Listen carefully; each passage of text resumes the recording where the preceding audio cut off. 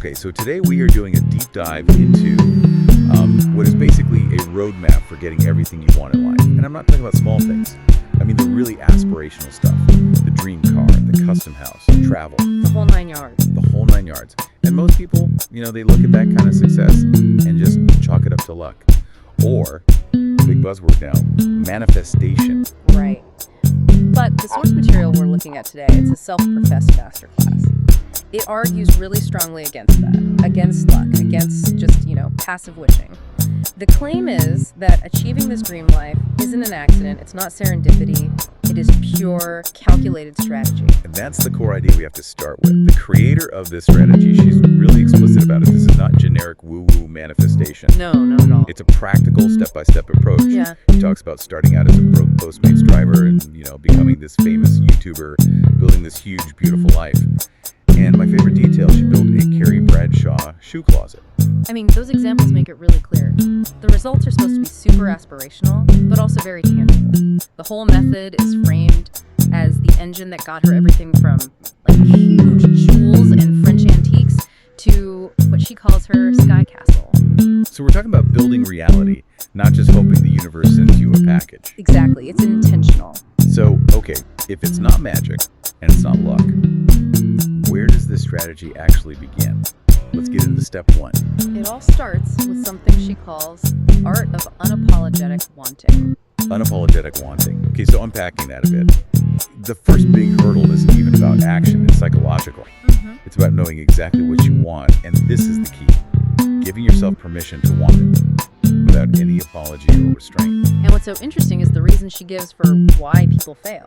She argues that most people sabotage themselves right at the beginning. They're just too afraid to even say it. I think it's too much. Exactly. Too much, too unrealistic, or that, they just don't deserve it. But I wonder, doesn't that kind of unapologetic desire, doesn't it kind of isolate you? I mean, society tends to reward being humble.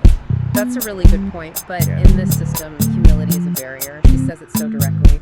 There's no prize for humility here. In fact, the opposite, there's a prize for grandeur. So if you secretly want $1 million or a castle, you have to let yourself have that fantasy first. So denying yourself the vision is the first mistake. It's the first mistake. So it's like an act of, psychological violence against your own self-limiting beliefs. You have to let the dream be huge, impractical, even a little embarrassing. Absolutely. And that desire has to be defined with meticulous detail. It can't just be, I want to be rich. Right. She talks about her specific aesthetic, the gold, the French neoclassical antiques, the nude nails, the jewels huge. That sounds less like dreaming and more like setting up a filter. Precisely.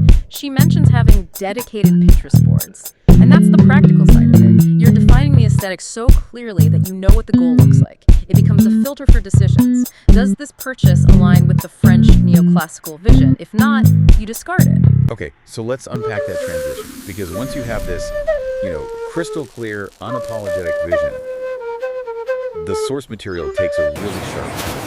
It goes from fantasy to just brutal concrete. The creator says it outright. Manifestation is wrong. That is not how it works. A vision board is useless unless you immediately make a plan and work on it. Every single day. And that's the pivot point. It completely rejects the passivity of just wishing for things. Your aspiration has to meet verifiable reality. And the test she uses for this is something she calls the SPY test. The SPY test. Okay, tell us about that. It's actually really effective because it's all about quantifiable action. Yeah. She says she read this question once that asked, if someone was spying on your days, would they truly believe that you were serious about your goals? Yeah, it's not about how you feel. It's about what an outside observer would see you doing. And for her, the answer was a definite yes. And that commitment is it's kind of astonishing, even for tiny goals. She gives this example. When she had a sales goal of just $33 for her business. $33. Yeah. She woke up at 4 a.m. every single day to personally pack the orders. That example shows you the principle right there. You have to treat every goal, even a tiny one, with the seriousness of a Fortune 500 CEO. The $33 goal demanded a 4 a.m. wake-up. It shows that the future identity is already there in the daily action. And I love this next anecdote because it feels less like motivation and more like microeconomic engineering.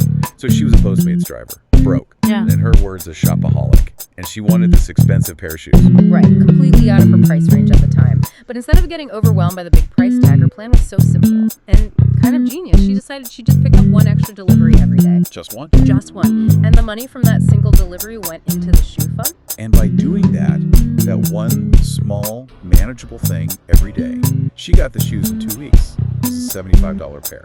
It totally reframes the formula for you. The framework is basically grand dream, that's the wish, plus daily action, that's the spell. And that equals the result. It connects the huge goal to these tiny, non-overwhelming habits. It just asks you, what's the smallest unit of work you can do in the next 24 hours? Now we get into the mental side of this. This is where it gets really, really interesting and definitely controversial. The idea of embracing delusion as a strategic tool. The creator literally calls herself the most delusional bitch alive. And she makes a really strong case that if your goals are delusional, if they are so big they defy your current reality, then you have to use a delusional mindset to get them. She calls this the real law of assumption. So what's the difference? How is that different from the passive manifestation stuff she was against? Well, the passive version is that you attract what you believe. Her version is active. It's dictatorial. It's the belief that reality bends to you, not the other way around. You dictate the terms. You dictate the terms, and your current reality just has to adjust to that belief. And the story she tells to back this up is, it's so audacious. As a, quote, broke-as-F Postmates driver, she drove to the nicest, most exclusive apartment building in LA. Oh, story. Stared up at it and just told the doorman, I'm gonna live here. Which is, that's profoundly uncomfortable for everyone involved. And the doorman, of course, was like, this is private property, you need to leave. Right. But the kicker is, she eventually did live there. She did. Her conclusion is that delusional trespassing or manifesting, turns out they're the same thing. It's this internal certainty that's so absolute, she just treated the impossible future as an inevitable fact. And that commitment to the bit, as she calls it, is everything. She talks about how she believed she was going to win the lottery. She bought tickets every single week. Every week. And when she didn't win, she says she was genuinely confused. And that confusion is detail. It shows it wasn't just hope, it was a firm expectation. She was operating with this 1,000% commitment to the outcome. Wow. And that kind of mindset, she argues, it needs practice.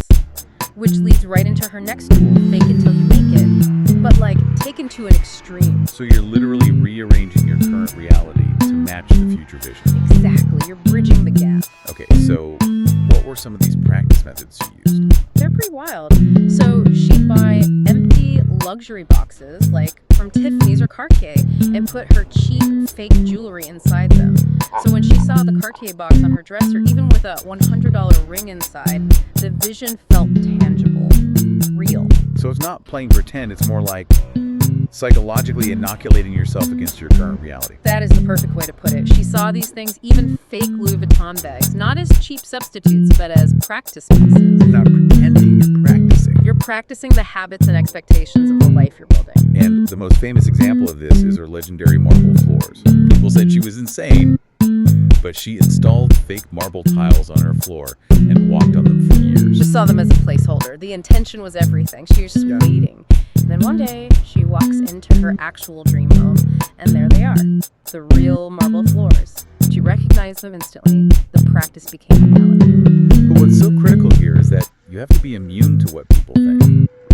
Doing all this when you're broke, it invites ridicule. It's a non-negotiable part of the strategy, and she has the perfect quote for it. In the beginning, they ask you why you're doing it, but in the end, they'll be asking how you did it. You just have to ignore the peanut gallery. Absolutely. So after all this talk about dream closets and jewels, the script suddenly shifts. It goes inward. This is where she talks about knowing the why, the core, and the heartbeat behind the goal. The thing that keeps you going when the 4 a.m. wake-ups get hard. And this is a really necessary part of it, because without a deep why, the whole strategy is just vanity.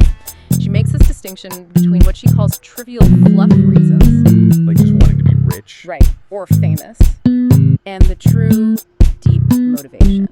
And how do you tell the difference between the fluff and the core why? The core why, she says, should address a fundamental human need. For her, the real reason she started her YouTube channel was because she was a girl who needed help, who needed community and love and acceptance. She wanted to build a world where other girls like her felt seen. That's a deep motivation that can sustain continue for years. And this completely reframes the role of money in all of this. It does. She calls money boring, just a tool.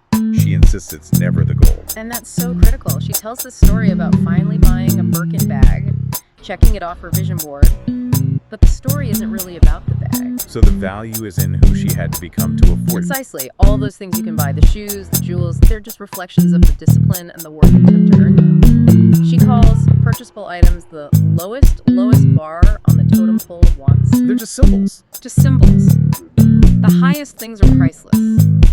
Human connection, community, the stuff you can't buy. Which brings us to the final singer.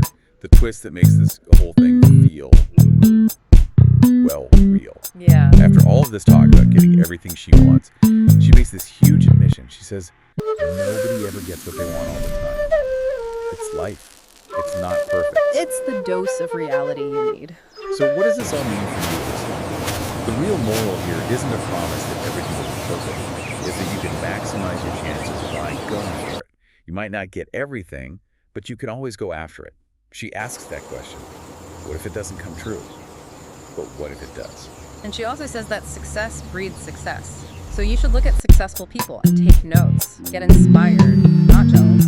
Their success is just proof that it's possible for you too. So the formula is that combination. You take the radical belief, the strategic delusion, and you combine it with verified daily action. When you line those two things up, you don't just have a chance to get it. You, in her words, deserve to get it. So, to recap the whole strategy, it starts with that unapologetic grand desire. Yeah. Then you follow it with strategic, bite-sized daily actions that pass the spy test. Right. Then you leverage the delusion, treating your future reality as a current fact.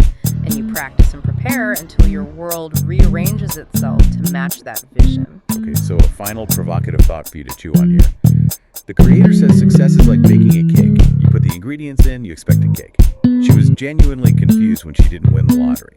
So if getting what you want really is a predictable recipe, where does that absolute expectation end and the action-fueled reality begin for you? Where is your breaking point of belief? You have to play to win, but you also have to know exactly what you're playing for and then act like you've already won. So what does this all mean? Tell me what you want, what you really, really want.